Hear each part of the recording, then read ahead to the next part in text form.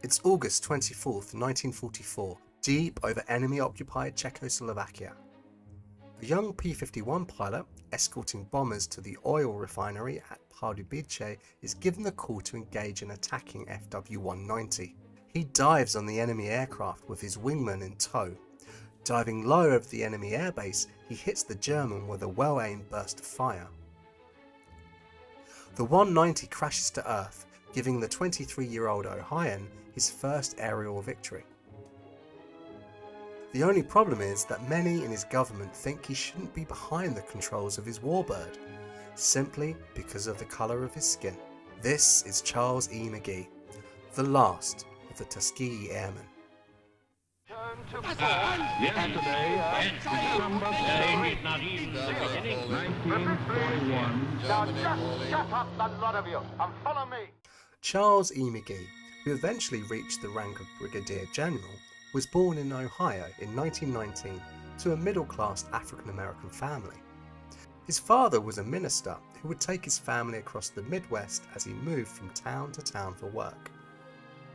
McGee was at college when war came, and knowing the fate of the average infantryman, he opted for an alternative role in the war effort. McGee would join 900 other young black Americans who would be trained as pilots at the famous Tuskegee Air Base in Alabama. Despite America sacrificing nearly 417,000 servicemen during the course of World War II to defeat Nazi Germany and the Empire of Japan, freedom by no means reigned at home.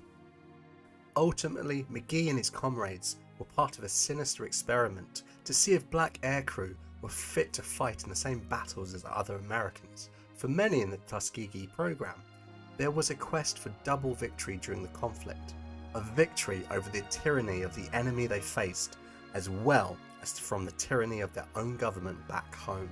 Despite the endemic racism they faced in the service of the country, the 332nd Fighter Group, which McGee joined, and other groups formed from Tuskegee graduates, showed an impeccable record during the war.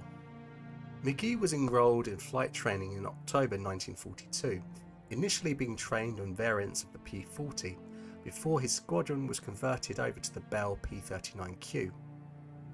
This took some time, and the squadron would be finally operational by December 1943. McGee would arrive in Italy as a member of the 301st Fighter Squadron on February 14, 1944, and started his career patrolling over Naples Bay. Despite seeing a lot of success in the Pacific Theatre and on the Eastern Front, the 301st found their P-39s to be ineffective in the higher altitude settings of operations over Italy. By May, his squadron had traded in their underpowered P-39s for more powerful P-47 Thunderbolts. This was in response to the need for high-altitude fighters to escort bombers newly arrived from North Africa flying from new Italian bases. Although McGee saw more action over various targets in Germany and Eastern Europe, it was not until July 1944 that he found a fighter which was truly up to the task. Now flying a P-51C, McGee was able to fly far above the American bombers and still tangle with German fighters on an equal footing.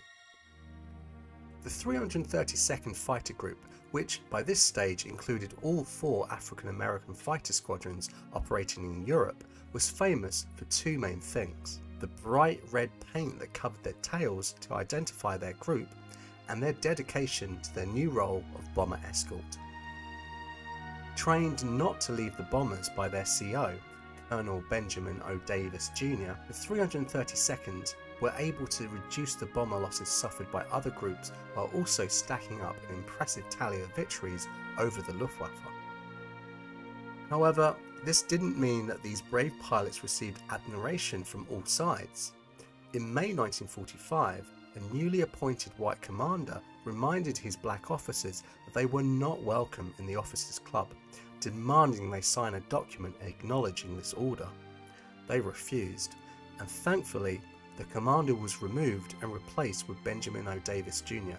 In 1948, President Truman would finally desegregate the American armed forces, which was one of the many steps towards finally abolishing Jim Crow laws across the country. On August 24th, 1944, Charles E. McGee was in his P-51, named Kitten for his wife, escorting B-17s from the 5th Bomber Wing, which were en route to bomb a Czechoslovakian oil refinery at Pardubice. While flying over the target area, a Focke-Wulf FW-190 was spotted, and McGee was released to intercept it while the rest of his squadron remained in position. Falling in behind the German, he was spotted and the pilot tried to escape, diving towards the ground. A burst of fire from McGee's guns damaged the enemy fighter from Jägersvater 300 and it crashed near a German airbase. While on the deck, McGee saw an enemy train pulling into a station and turned to give it a burst of fire before climbing to rejoin the rest of his squadron in a hail of anti-aircraft fire. This was McGee's first and only aerial victory of World War II, but it proved, for McGee at least, that he was every bit as capable as his fellow countrymen to fight and defeat the Aryan hordes. McGee flew his last operational mission of World War II on November 17, 1944, which completed his 137 combat missions with the 332nd Fighter Group. But that was not the end of his story. McGee spent the rest of the war as an instructor flying B-25 Mitchells at Tuskegee Air Base and remained in the US Air Force after the end of World War II. This was mainly because, as he puts it, the airlines just weren't ready for a black pilot. He transferred to ground support roles but was later put back on the flying roster in 1950. This was in reaction to the growing threat in Korea and the need for personnel familiar with the operation of the P-51.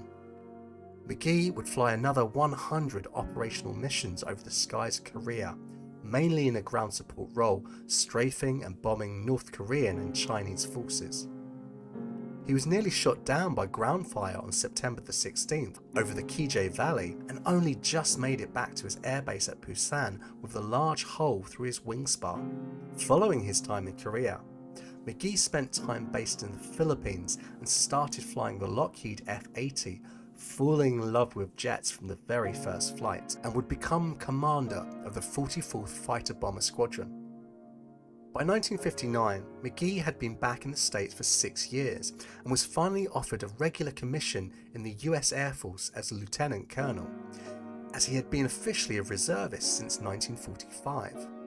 He returned to Italy where his operational career began and commanded the 7,230th Support Squadron at Gio de Colle Air Base near Taranto for 2 years. By 1967, McGee had seen various appointments and was given the task of training up 2 new squadrons for deployment to Vietnam. He eventually commanded the 16th Tactical Reconnaissance Squadron, flying unarmed RF-4C reconnaissance aircraft deep over northern Vietnam. McGee was to fly a further 173 missions in this conflict. He finally, and certainly reluctantly, retired from the Air Force on January 31st, 1973 and moved into a career in real estate. But he was not forgotten by his nation, receiving many accolades and making many appearances with the status, and rightly so, of national hero. He died on January 16, 2022, aged 102, and was the last living member of the Tuskegee Airmen, having flown 410 operational sorties spread over 3 separate conflicts. If you've enjoyed this video, please give me a like. And if you want to learn more about men just like Charles E. McGee, then why not check out this video right here.